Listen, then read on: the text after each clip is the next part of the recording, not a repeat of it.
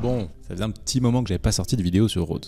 2 mois pour être exact. En fait, on a mis la clé sous la porte entre temps, c'était un peu délicat et je préférais prendre le temps de mais non, je déconne, calme-toi, tout va bien. Il s'est juste passé tellement de trucs cet été que j'ai même pas eu 5 minutes pour me poser et tourner une vidéo. On est passé de 6 à 9 dans l'agence, on a dépassé la barre des 500 000 € de chiffre d'affaires annuel, on a signé notre 5e client, bref, j'ai plein de trucs à vous raconter. Bon, déjà pour ceux qui me découvrent, bienvenue. Moi c'est Etienne, je suis le CEO de Rhodes, une agence de social ads pour les e-commerçants. On s'est créé il y a un peu plus de 8 mois et aujourd'hui on est une petite équipe de 9 personnes en 100% télétravail et on est répartis en 2 pôles. D'un côté la performance, donc tout ce qui est gestion de campagne et conseil e-commerce, et de l'autre côté le studio créa pour tout ce qui est production d'images et de vidéos publicitaires. Moi mon rôle c'est de chapeauter tout ça et de ramener des clients en racontant ma vie sur les réseaux. D'ailleurs si tu veux me suivre, tu peux me retrouver sur LinkedIn, sur TikTok, sur Instagram ou dans ma newsletter. Je te mets tous les liens dans la description de la vidéo. Bref, avec tout ce beau monde on accompagne une petite quarantaine de marques pour lesquelles notre mission c'est de faire des jolies pubs qui font des ventes. Et dans cette série Le Rendez-vous du SMMA, je documente notre aventure et nos apprentissages pour que tu puisses t'en inspirer. Aujourd'hui on va parler de plusieurs choses. D'abord de l'équation de la satisfaction client, ensuite de la différence entre la rétention et la satisfaction. Je vais vous parler un petit peu aussi de la différence entre croissance et rentabilité. Je vais vous partager nos projets de développement et enfin je finirai avec les chiffres des mois précédents pour que tu puisses suivre notre évolution. Je te préviens, ça va être costaud, donc resserre-toi un café, prends ton petit carnet de notes et on est parti.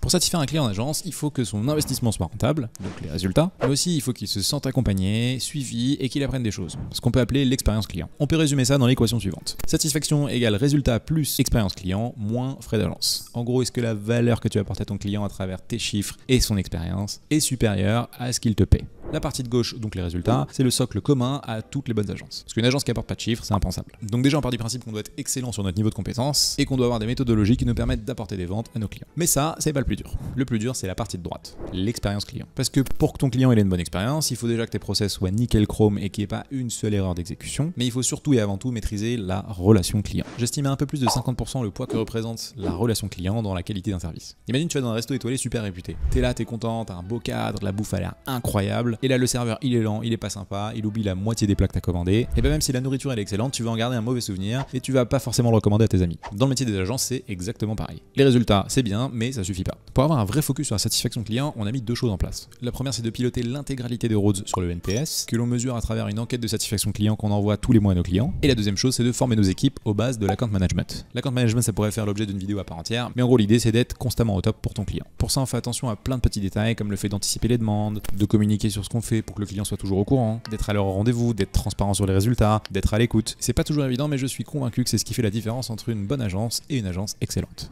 Mais si je te disais que satisfaire ses clients suffit à les garder, ce serait beaucoup trop facile. Depuis qu'on s'est créé, il y a 8 mois donc, on a perdu au total 13 clients. Sur à peu près 50-55 signatures, c'est pas énorme, mais ça reste quand même super important. Sur ces 13 clients, il y en a seulement 3 qui sont partis parce qu'ils étaient pas contents ou qu'on avait mal cadré l'accompagnement avec eux au départ. Ce qui veut dire qu'il y en a 10 qui sont partis pour des raisons qu'on maîtrise pas. Il y a par exemple des problèmes de gouvernance avec un changement de dirigeant ou d'actionnaire, des problèmes de trésorerie, des suspensions de compte, bref, plein de raisons qui sont complètement en dehors de notre contrôle. Et en fait, avec le temps, on a compris que satisfaction ne voulait pas dire rétention. Benoît Dubos, le fondateur de Scalesia, l'explique d'ailleurs très bien dans un de ses micro-cours. Il dit: la satisfaction est un état, la rétention, elle, est une action. La satisfaction se vit et se constate, la rétention se provoque et s'actionne. En gros, la satisfaction fait référence au passé, alors que la rétention fait référence au futur. Il ajoute: la satisfaction contribue à la rétention, mais n'en est en aucun cas la cause unique. Ce que ça veut dire, c'est qu'il faut travailler sa rétention client, parce qu'elle ne découlera jamais automatiquement de la satisfaction d'un client. Il y a des facteurs de churn sur lesquels on n'a pas et on n'aura jamais la main, comme les changements de contexte, les évolutions des besoins, etc. Mais il y en a d'autres sur lesquels on a la main, comme par exemple la qualité de service, l'expérience client ou l'activation, sur laquelle on travaille particulièrement en ce moment. En gros, ce qu'on a identifié, c'est que par essence dans notre business, il y a toujours un temps de latence entre le moment où on démarre une prestation et le moment où le client perçoit la valeur du service pour lequel il a payé. C'est ce que Benoît appelle le time to value. Je sais pas si ça vient de lui, mais en tout cas, j'aime beaucoup le terme. Du coup, on fait notre max pour réduire le temps de mise en place et on engage désormais nos clients sur une période de 3 mois minimum pour que ça nous laisse le temps d'apporter des résultats tout en faisant les choses bien. Une autre chose qu'on met en place de plus en plus, c'est de projeter les clients. Parce que plus un client a de la visibilité moyen long terme sur ce que vous allez faire ensemble, plus il pourra se projeter longtemps dans la collaboration. Donc même si nos clients sont pas engagés sur la durée, on fait des roadmaps sur 3, 6 ou 12 mois. On communique régulièrement sur notre avancée pour qu'ils aient conscience de tout ce qu'on fait et de notre progression. Le churn, c'est le sujet numéro 1 de toutes les agences. Pour te donner un ordre d'idée, j'estimais que si on n'avait pas perdu ces 13 clients, eh ben on ajouterait plus de 20 000 € de chiffre d'affaires mensuel à notre facturation actuelle. Acquérir des clients, c'est bien, les retenir, c'est mieux. Récemment, on a agrandi l'équipe et on a accueilli 3 nouvelles personnes. Mélissa, qui est performance manager, Quentin, qui est performance manager aussi, et Erwan, qui va s'occuper entre autres de monter des vidéos pour ma chaîne YouTube. D'ailleurs, merci Erwan. J'en profite d'ailleurs pour te faire un petit coucou, puisque au moment où je je tourne cette vidéo, et bah tu es déjà arrivé dans l'équipe et donc il y a de grandes chances que ce soit toi qui la monte. 3 nouvelles personnes, ça veut dire 3 nouveaux salaires à payer. Et en plus, Nielsen qui est à la tête du studio créatif et moi, on a enfin commencé à se payer. Donc entre août et septembre, on passe de 5 à 9 salaires. Du coup, je voulais creuser un peu les chiffres et donc j'ai fait l'exercice financier super intéressant de creuser notre rentabilité. Sur la période de janvier à août, on a fait 212 000 € de chiffre d'affaires et à peu près 40% d'EBITDA, soit 85 000 €. Mais comme Nielsen et moi on se payait pas encore et qu'on était un peu en sous-effectif, les résultats sont faussés. Mais maintenant que 100% des gens se payent, en septembre ça va être le premier mois où on va pouvoir vraiment calculer notre rentabilité. Si on recrute pas et qu'on fait pas d'investissement supplémentaire, je projette qu'on va avoir à peu près 36 000 € de charges mensuelles jusqu'à la fin de l'année. Ce qui veut dire que tout chiffre d'affaires mensuel supérieur à 36 000 € va mécaniquement venir augmenter nos marges. Si on fait 45 000 € et qu'on a 36 000 € de charges, on fait 20% d'EBITDA. Si on fait 50 000 €, on fait 28% d'EBITDA. Si on fait 55 000 €, on fait 35%, etc. Jusqu'à ce qu'on recrute, évidemment. Et bien, la question qu'on s'est posée, c'est combien de marge on veut faire sur notre première année. Et finalement, en discutant, on s'est mis d'accord qu'au vu de nos objectifs, je le rappelle, 100 000 € de chiffre d'affaires par mois d'ici la fin de l'année, 20% d'EBITDA, qui est une bonne moyenne dans le milieu des agences, était largement suffisant pour une première année. On cherche pas à vendre notre boîte, donc on s'en fout d'être rentable. On cherche pas à se verser de gros dividendes, donc on s'en fout de faire du bénéfice. Ce qu'on veut, c'est croître rapidement. Du coup, tout ce qui dépasse 20%, eh ben on peut le réinvestir dans la boîte. Si on fait 50 000 € par mois, on a 5 000 € à investir. Si on fait 55 000, on a 10 000, etc.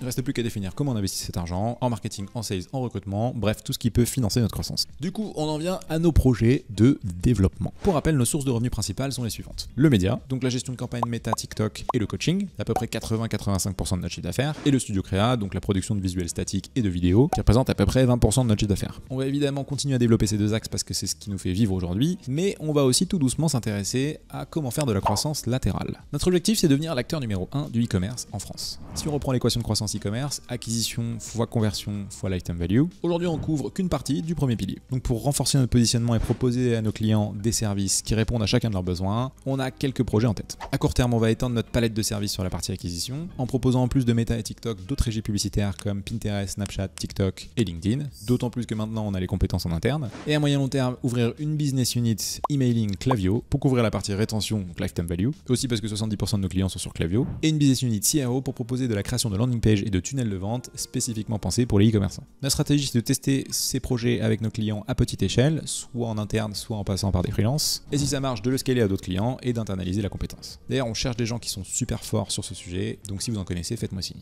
Ok, c'est parti pour les chiffres du mois. Côté réseau, même si je suis pas sûr que ça intéresse tout le monde, au moment où je tourne cette vidéo, je suis à 11 156 abonnés sur LinkedIn, 10 958 abonnés sur TikTok, 642 abonnés sur YouTube et 313 abonnés sur Instagram.